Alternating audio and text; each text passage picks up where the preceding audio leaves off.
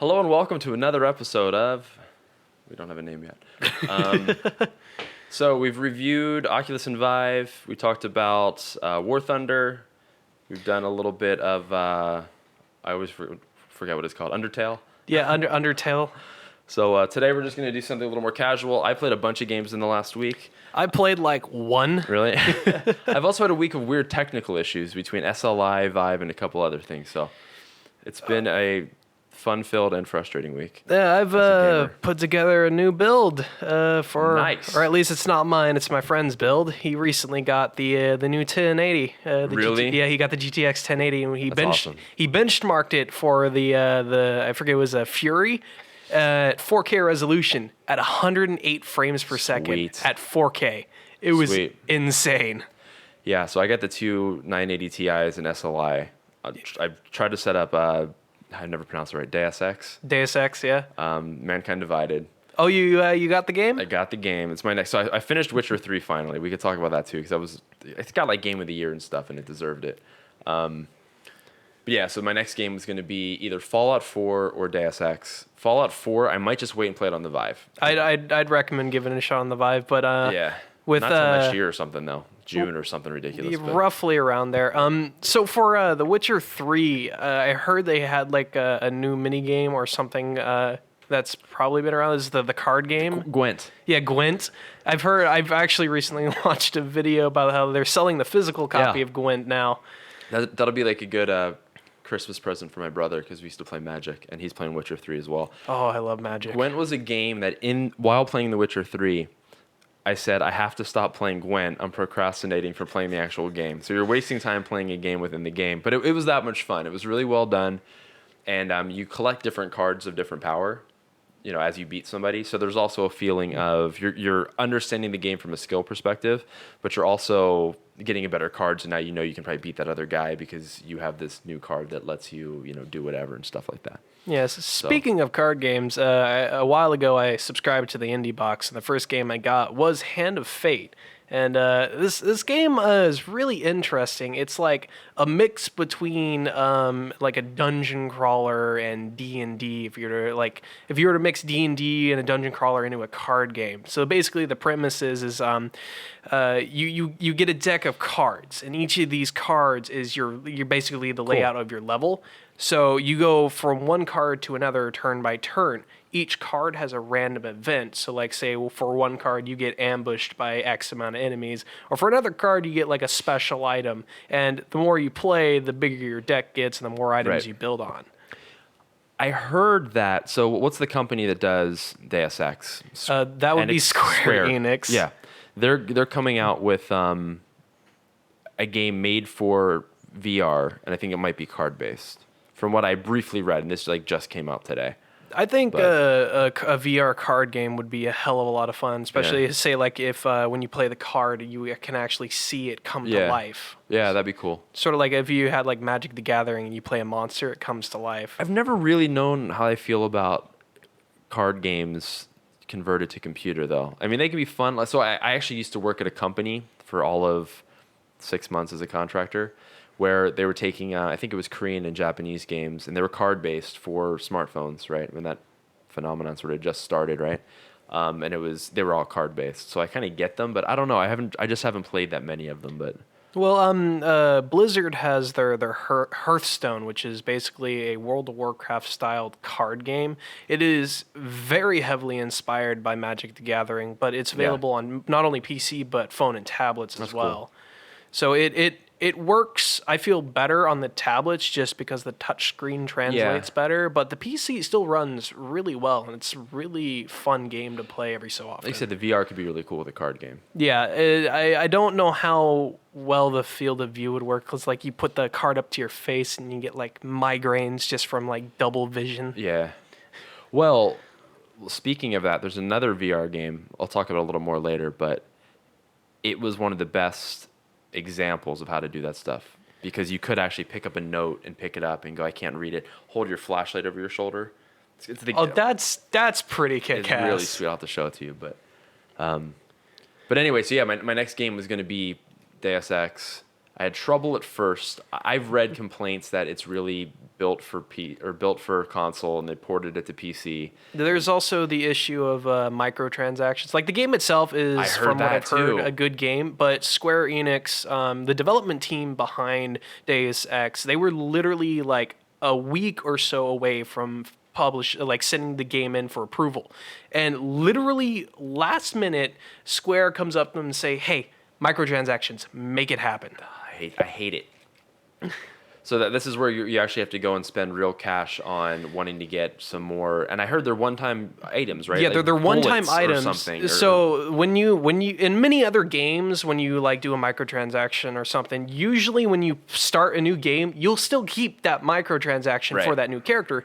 Not so much in Deus Ex. You buy it once, you're done. I hate microtransactions to begin with, and this started years back when it was pre-order and get the special armor set. Oh, yeah. And every bone in my body that looks at like game theory or whatever goes, how can you reward the purchaser of the game with an in-game item that's going to change the balance of the game? The whole idea should be you need to get to a certain point in the game where you can get that armor so you're stronger so you can go fight that next thing. I hate the idea of external world events, whether that's pre-ordering or spending some extra cash, gets you better items within the game. I Yeah. really don't like it. Battlefront, the newest one that came out, actually did something similar to that, but where it wasn't a pre-order, it's where if you bought I think it was the collector's edition or the ultimate edition, Yeah. you unlocked everything, and you also get Han Solo's pistol, which is the most overpowered fucking I pistol can't in stand the that. game. There are other ways to do it. I mean, there's DLC to begin with, which is great. There's other. So with Witcher 3, for example, there was a way to get downloadable content that was a different look for one of the characters. Sure, something like that's fine. With one of the DLCs, the latest one, which was awesome, Blood and Wine, I think it wasn't until then that it brought dyes into the game. So you could dye your armor blue. That's a nice little DLC. You want to have the customizable ability to make your armor blue? Okay, but it doesn't affect the gameplay. But the overpowered weapon thing, it really bothers me that, a lot of work should go into balancing the game, and you throw that all off when you get to start the game with the super dragon armor and Han Solo's pistol or whatever. Yeah, don't even bother playing the game. Just pay money. Give me money, and you can win the game instantly. Right. I guess it's different with MMOs and stuff because, hey, if you want to externally have that pay for that character to give you whatever, that's a different. Well, the way so like I like to play Guild Wars 2 a lot, and they have microtransactions in the game itself, but none of it's contextual. It's all cosmetics. So like you can buy new skins for your armor, or my favorite thing is every season they have like a new costume, and you get like a toy weapon that does like different animations and effects. But that's about it, and nothing interferes with the actual gameplay itself. Yeah, it's been a pet peeve of mine ever since I remember seeing, what was it, GameStop or whatever, pre-order and get the whatever armor. I'm like, I don't understand it. Give them a little figurine that comes with it, or again, if it's going to be additional DLC that comes down the line that you get for free instead of spending $10. But in-game items, I really can't stand it. I'll be honest, the last time I went to GameStop and bought anything from there was the midnight release for Fallout 4. Yeah. And that was the only thing that made it worth it, was I got to like hang out with a lot of the developers at 2K, because they're right down the street from me. So Right. it was fun nerding it up with those Yeah, guys. that stuff makes it worth it for sure. But they essentially, since they only cater to console gamings, there's no point for me to go there. Like I Right, have Steam. right. Yeah, no, Steam has taken over my world, especially with the VR stuff, because all the Steam VR stuff is through that. So I was going to play Deus Ex. So I had 2 SLI issues. So I was reading up on it. I guess most gamers, only like 1% of gamers have SLI. Usually you just get your 1080 or whatever. I've been using SLI, but it's a pretty small percentage that has it. And there's a lot of driver issues with getting it to actually. Yeah, a lot of properly. games are not optimized for SLI. The biggest issue is because it's 1% of the market base actually uses SLI, and at the same time, SLI is pretty expensive. Yep. So it's kind of like a perpetual cycle. Nobody's buying SLI was the products, same so with the why? 3D Vision. It was Yeah, like- why optimize for it? So I was thinking that the other day. One of the things I love about the VR coming out, and one of the reasons I hope it's the future of gaming, is there's 2 things I really like, and I'm willing to sacrifice FPS and all kinds of other, frames per second, all that stuff. And I like the 3 monitors with this because it basically gives you this surround, right? You get that peripheral vision, which you also get in VR. And I like the 3D effect, right? It really looks like you're looking into that world, or that dragon's way down there or something's coming at you. And you get that with VR as well. But it's been such a struggle for me to get it to work with most things because, like you said, such a small percentage of people have it. So the 3D vision, getting SLI to work, and the power of both cards, fueling both screens and all that stuff has just been a pain in the ass. And that's what I experienced this last week with a couple of games. Yeah, the cool thing is Deus actually has really good built-in 3D support. Yeah. I haven't even played the game yet, and like the first thing I heard is like, wow, I mean, they have support for something that is practically dead. That's a good. Oh, Deus Ex? Yeah, I was surprised too. I started reading about it and I went, because I'm trying to figure out, all right, am I just going to try to play this on 3 screens? Do I want 3D? Like, which one? And I was going to sacrifice. That's what I did with Human Revolution, the last one, right? Yeah. I could not get it to work. I tried. They had some third-party mods and stuff, and I said, the hell with it. It's not working. I'm just going to play on 3 screens, which is still cool, and did that. But this time I actually had the built-in support, which works pretty well. So that was really interesting to see, except, of course, if you're trying to get it to run on 3 screens with essentially a different, each screen has to have it twice for each eye. So it's quite the hog. But I got it up to like between 30 and 40 frames per second in the end after some tweaking. Yeah, so speaking of VR, actually, I recently heard how John Carmack is actually coming under fire. I read that too. Yeah, from recent allegations of him copying just gigabytes worth of documents, and they said they like found information on a said he took a flash drive and copied information onto it and left. So you read Masters of Doom, right? Yeah, I have. The story from that I remember that made me say, I could kind of see that happening, was they talk about how he wanted a computer as a kid, and he couldn't afford one. But he was very intelligent. Obviously, they figured out a way they were building explosives for fun, him and his friends. And they found a way to melt through the glass to make that compound that you put on the glass and it melts through. Yeah. And they went in. They were going to steal some computers. I don't know if it was from the school or whatever. And they got caught because one of his friends got stuck and just opened the window or something. But when they talked to them at the juvenile center or whatever and said, would you ever do this again? Or if you hadn't got caught, would you do this again? He said, yeah, sure, if I hadn't got caught. And they're like, really? He said, I said if I hadn't got caught, I'm not going to do it again. So that's this dude's mindset, which is, he thought he had, this makes it very logical, right? If I got caught, of course, or hadn't got caught, of course I'd do it again because I got away with it. But now that I got caught, I'm not going to do it again. So what's the problem, right?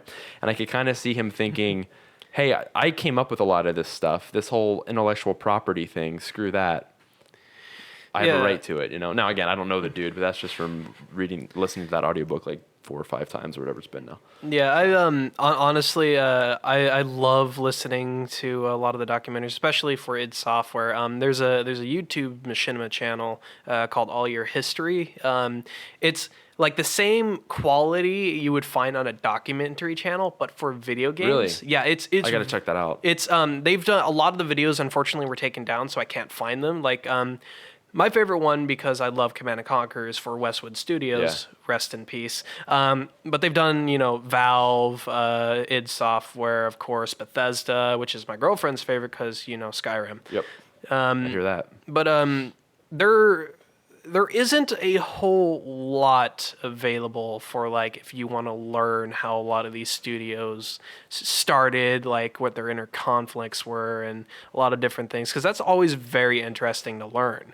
The id thing is fascinating. Hearing the story about how these guys met in Shreveport, Louisiana, and were using the computers at night to do their own stuff. And I mean, it's like, and I love it too, man. I wish I'd been part of that, something like that somehow. Just that, like that would have been like just the sheer joy of breaking out, like just stealing your work's computers, and then working with these other people with the same vision, So.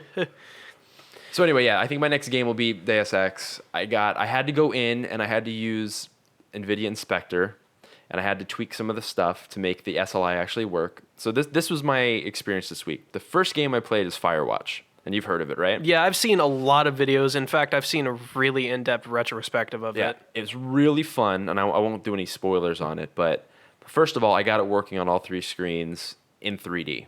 There's one of those mods you can download. It fixes some of the shaders, and it worked in 3D. So Can't first of all, imagine because the game like has a cell shaded kind of look, right? yeah. So it didn't seem like it should be that graphically intensive, but I was dropping down like under 20 frames per second or something. Jeez. Even like at a medium, and even changing it from low to medium to high wasn't really changing my frame rate. So I'm like, what the hell's going on? So I did some more research. I in the NVIDIA control panel, you can go in and say, show me the SLI balance, right? And it comes up with this bar on the side where the green bars get higher and lower, so you know how much energy. That's not the right term. How much work each, you know what I'm saying? Yeah. How much work each video card is doing, and that didn't even pop up. And I went, okay, SLI isn't actually getting turned on. Did a little more research. Had to go into an NVIDIA inspector, change one of those, hexadecimal values. Next time I loaded up, it popped on, and my frame rate's like twice as high. Right? That's so I was nice. playing it nice between 30 and 40 on like high or whatever for graphical quality. That's like one of the boons of PC gaming is it just requires so much work. I mean, it's worth it to get it working in the end, but it requires so much work. And that's back to our previous topic with the VR. I hope it becomes big and takes over, because I am sick and tired of having to find third-party mods and worry about how many screens I can get it working on, and if the HUD gets stretched. It'd be nice to have games made for VR that's made for one of the two headsets or whatever else comes out, that you can pop on and it should just work. Because I'm really getting sick and tired of having to figure out, is SLI actually working? Can I get a higher frame rate? Do I need to sacrifice something? Yeah, I think the biggest issue is because there's like ever since the industry was started, there's never been any standards for how to build, especially towards PC. Every studio and every developer and every publisher is going to do something different. And it's hard once you go to a different, going to 4K, for example, or tri-screen or the 3D stuff, because you're trying to figure out if it's working properly.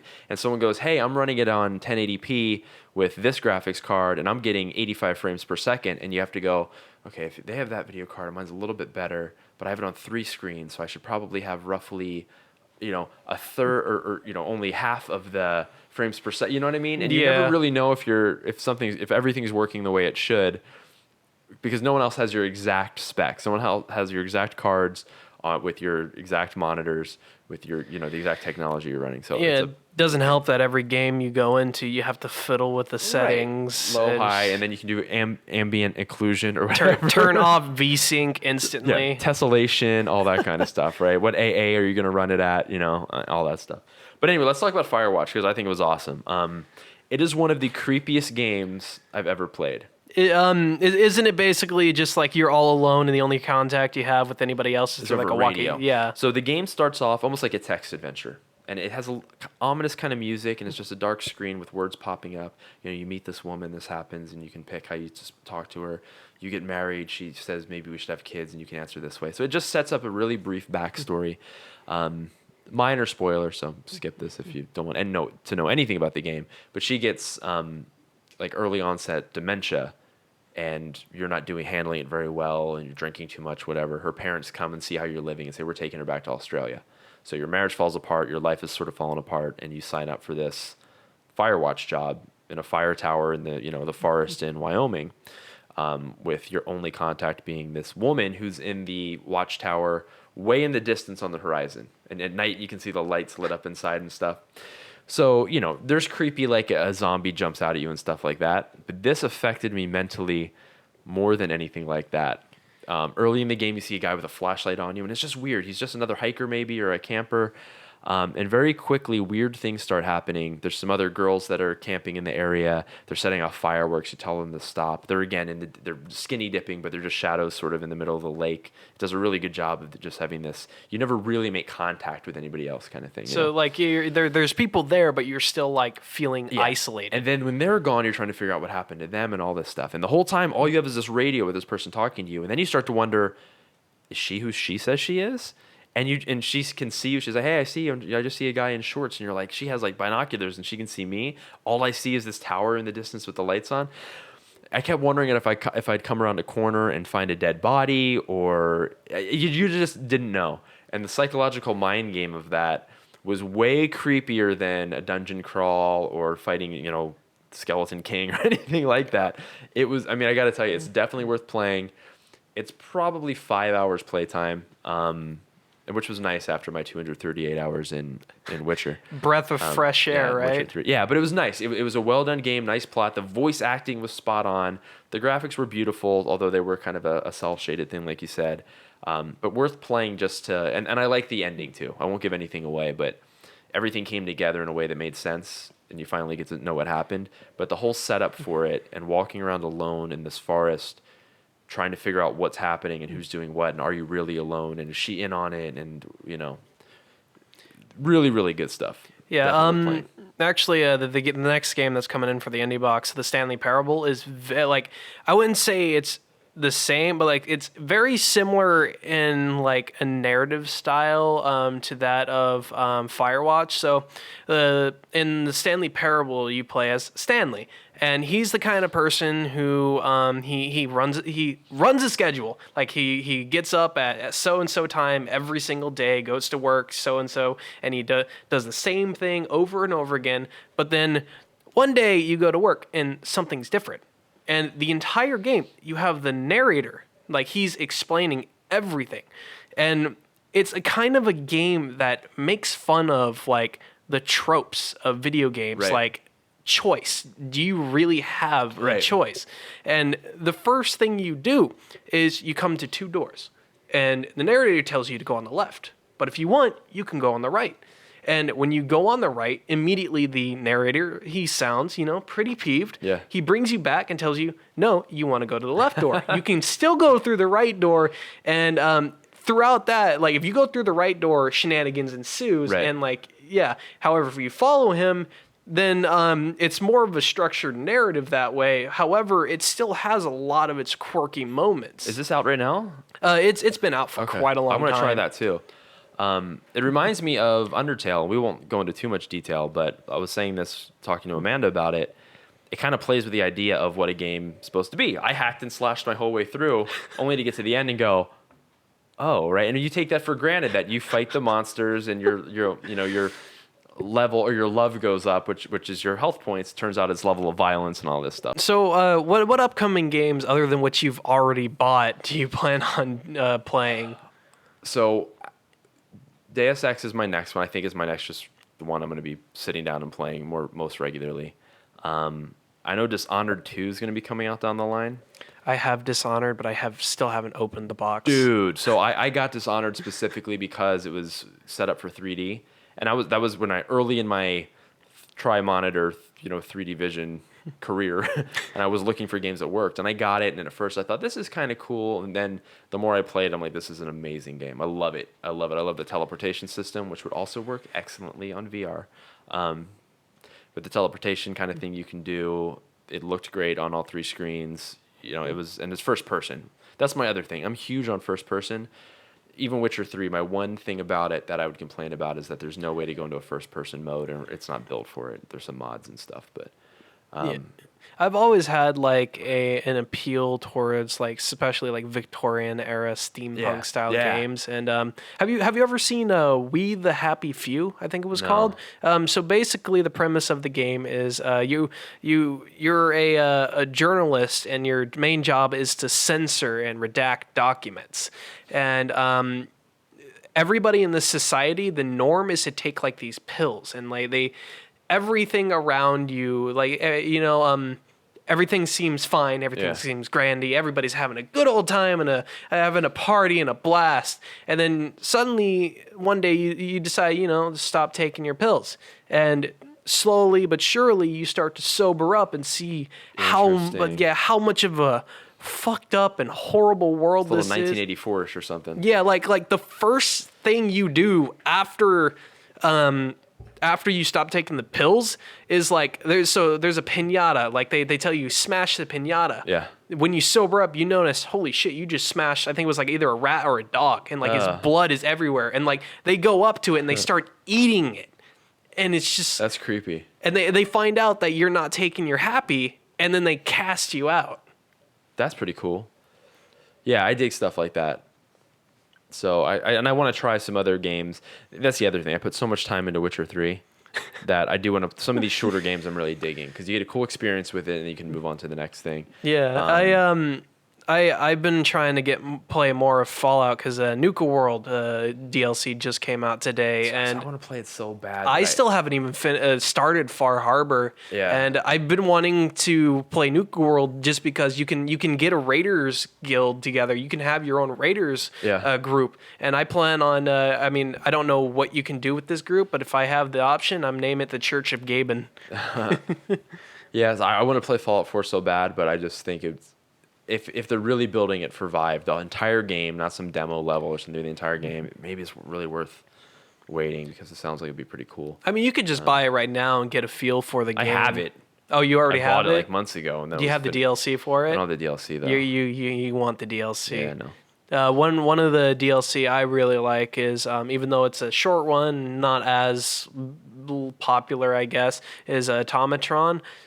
Basically, one of the characters from Fallout 3, I forget his name, but basically, he's like a supervillain, if I remember correctly. He takes a bunch of these robots and starts building them, and like he unleashes against the evildoers, quote unquote. And he after finishing the DLC, you get the ability to build your own robots, and sweet. there's so many different combinations you can do. It's really cool. So while we're on Fallout, how do you think Fallout 4? Because I know nothing about it. I've avoided any kind of spoiler stuff. I just wanted to play it. Now I think I'm gonna hold off. But how would you compare it to Fallout 3 and Fallout New Vegas? Have you played Fallout 3 New Vegas? I played a Fallout 3 and Fallout. I thought Fallout 3 was better than Fallout New Vegas. I mean, I prefer New Vegas over Really? Fallout 3. I don't know. I guess it was the claustrophobic nature of Fallout 3. I While like it was New that. Vegas, I preferred it because it had like that old Western style That was to cool. it. I almost thought Fallout New Vegas got a little too goofy and cartoony in a few Yeah, places. well, it was made by the original developers Yeah. of I think it was Black Isle Studios. The developers who left after Interplay. Yeah. You know. Yeah, I like that claustrophobic big city feel, really like the city falling apart, going through little neighborhoods where, I remember you go into one house in Fallout 3 and there's like two skeletons cuddling each other, and it just had such a creepy vibe. Fallout New Vegas always felt a little bit more, less of that macabre sort of creep factor. and a it little wore more of its the- goofiness on its sleeves, kind of thing. Yeah, and so I love them both, don't get me wrong, but if I had to pick one over the other as far as tone, I think I liked Fallout 3 a little better. Yeah, So how does Fallout 4 compare?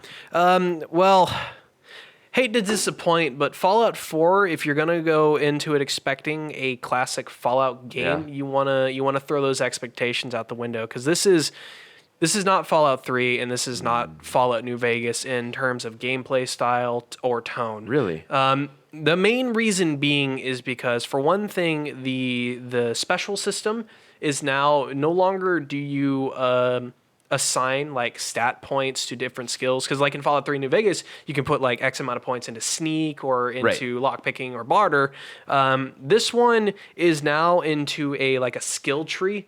So you assign a point to different things. Like 1 point will give you bonus damage to weapons.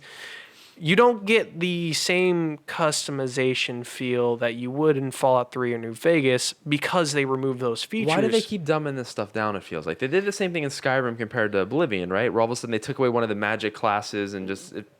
Yeah, is this it's just to make it more appealing to a broad audience? Don't get too that's- bogged down in this complicated stuff about, Yeah, that's actually it's like you got a lake that's only ankle deep kind of thing, Yeah. and they I feel like they tried to streamline it more and make it more accessible to the public audience. Console users. But I mean, it's not a bad game. Don't get me wrong, Yeah. but it's just not my Fallout Okay. game. It's not my personal story or experience. And the biggest issue is in Fallout 3 and New Vegas, my favorite playthroughs whenever I played a new Fallout game was to do the low intelligence build, like because it's always the goofiest and the funniest thing you Right. could ever play. Fallout 4 doesn't have that. Yeah.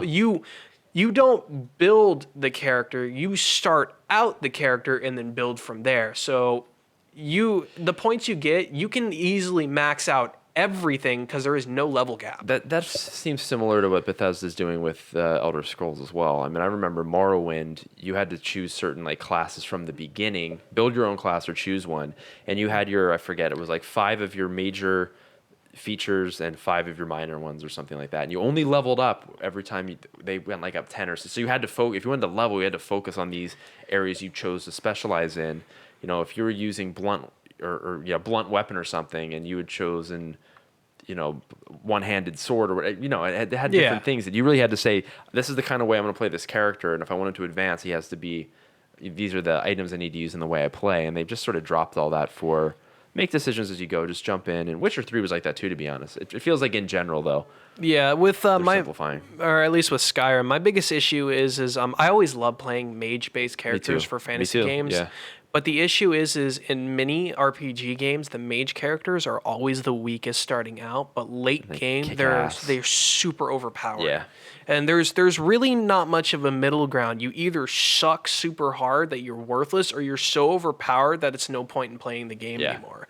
Well, that's even going back to games like BioWare games, Neverwinter Nights. Or something, if you start off, if you choose Wizard to start, that was just D&D in general. You start a Wizard, you're a Wizard to start. You get like what 1d4 or something like that to attack, and you better have Use magic missile. Yeah, and then you're done. That's like you have like one magic missile, and then you're hoping that people around you got your back for a while. But so anyway, but yeah, my favorite part of like Fallout 3 was just finding the other vaults, for example, and figuring out the story. Is there stuff like that in Fallout 4? Or does it really feel like less Yes, depth to it? there is stuff like that in Fallout 4, but prepare to be disappointed again.